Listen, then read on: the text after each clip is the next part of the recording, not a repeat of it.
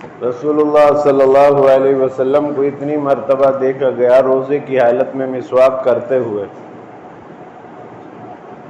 روزے کی حالت میں مسواک چاہے نیم کی ہو یا پیلو کے جڑ کی مسواک ہو، مسواک کسی بھی درخت کی ہو، وہ روزے کی حالت میں کی جا سکتی ہے، اس میں کوئی قباحت نہیں.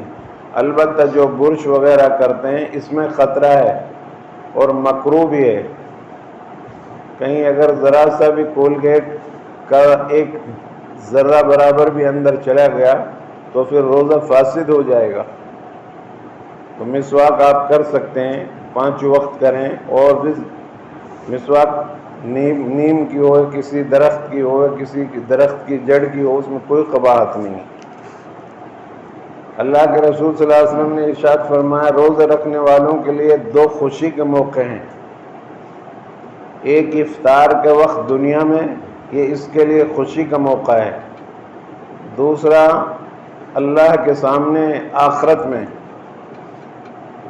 روزہ دار سے اللہ مخاطب ہو کر ارشاد فرماتا ہے کہ تو دنیا میں روزہ رکھ لے، افطار میرے پاس آ کر کرنا.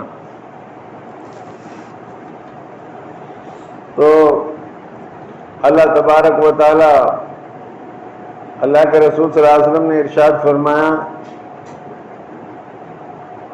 ہر عمل کا اجر فرشتوں کے ذریعے سے اللہ دلاتا ہے، لیکن روزے کا بدلہ خود اللہ تبارک و تعالی عطا فرماتا ہے.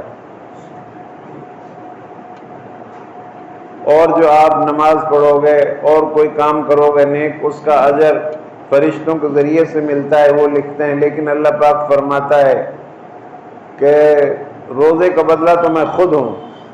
اب آپ اندازہ لگاؤ روزے دار سے اللہ تبارک و تعالیٰ خود کتنی محبت فرما رہا ہے. فرما رہا ہے اس کا بدلہ میں خود ہوں. بہرحال ہر نیکی کا ثواب 10 گنا سے لے کر 7 گنا تک ملے گا. روزہ اس سے علیحدہ ہے، اور اس میں ہی روزہ اس سے علیحدہ ہے. اللہ تعالیٰ فرماتا ہے کہ روزہ میرے لیے ہے اور میں ہی اس کا بدلہ ہوں یا بدلہ دوں گا، کیونکہ روزہ دار اپنی خواہشات اور کھانا پینا میری وجہ سے چھوڑ دیتا ہے. روزہ دار کے لیے 2 وقت خوشی کے ہیں، ایک افطار کا وقت دنیا میں، دوسرا پروردگار سے ملاقات کے وقت آخرت میں. یہ خوشی کے موقع ہیں. اور فرمایا میں روزہ دار کے منہ کی بو اللہ کے نزدیک مشک سے زیادہ پاکیزہ ہے. اور حضور صلی اللہ علیہ وسلم نے ارشاد فرمایا روزہ آدمی کے لیے ڈھال ہے جب تک کہ اس کو پھاڑ نہ ڈالے. ڈھال ہونے کا مطلب یہ ہے کہ میدان جنگ میں لڑائی کے وقت اپنی جانی دشمن سے بچاؤ اور حفاظت کرتا ہے ڈھال سے. اسی طرح روزہ ایمان کے دشمن یعنی شیطان سے بچاؤ ہے. حدیث میں ہے کسی صحابی نے حضور صلی اللہ علیہ وسلم سے دریافت کیا روزہ کس چیز سے پھٹ جاتا ہے؟ آپ صلی اللہ علیہ وسلم نے ارشاد فرمایا جھوٹ اور غیبت سے روزہ پھٹ جاتا ہے. تو جس طریقے سے ہم کھانے پینے سے رکتے ہیں اور نفسانی خواہشات سے رکتے ہیں، اسی طریقے سے ہمارے جسم کا تمام چیزوں کا روزہ ہے. جھوٹ سے بچیں، غیبت سے بچیں. پوری زندگی جھوٹ اور غیبت سے ویسے بچنا ہے، لیکن خاص طور سے روزے کی حالت میں ہمیں بہت ہی اہتمام کرنا ہے. روزہ پھٹ جاتا ہے اور جھوٹ اور غیبت کرنے کی وجہ سے.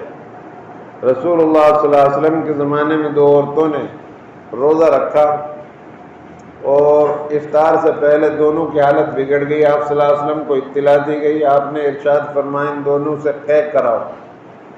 تو پیالے لائے گئے، دونوں سے قے کرائی. ایک میں تازہ ہوا، ایک کے منہ سے تازہ خون نکلا، دوسرے سے تازہ گوشت نکلا.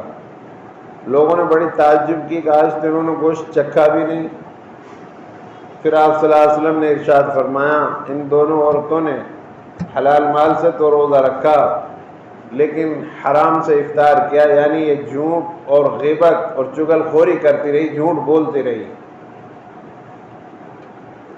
تو اس لیے میرے بھائیو ہم جو ہے روزے کی حالت میں جھوٹ غیبت برائیوں سے بچنے کی کوشش کریں. اللہ سے دعا ہے اللہ رب العالمین مجھے بھی آپ سب کو عمل کی توفیق عطا فرما۔ اے اللہ ہمارے گناہوں کو معاف فرما، اے اللہ ہمارے بیماروں کو صحت نصیب فرما، اے اللہ ہماری پریشانیوں کو دور فرما، ہماری ضرورتوں کو پورا فرما، ہماری مشکلات کو آسان فرما، ہمارے جو بچے پڑھ رہے ہیں ان سب کو کامیابی نصیب فرما، اے اللہ اچھے اخلاق نصیب فرما، ہمارے مرحومین کی مغفرت فرما، ہم سب کی مغفرت فرما۔ اے اللہ یہ مبارک مہینہ آدھا گزر گیا، ہم نے اس کی قدر نہیں پہچانی، ہمیں اس کی قدر کرنے کی توفیق نصیب فرما۔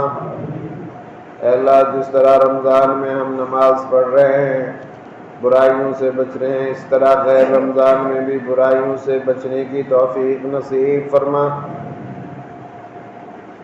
اے اللہ اس مبارک مہینے کی برکت سے دنیا میں امن قائم فرما، ہمارے ملک میں امن قائم فرما۔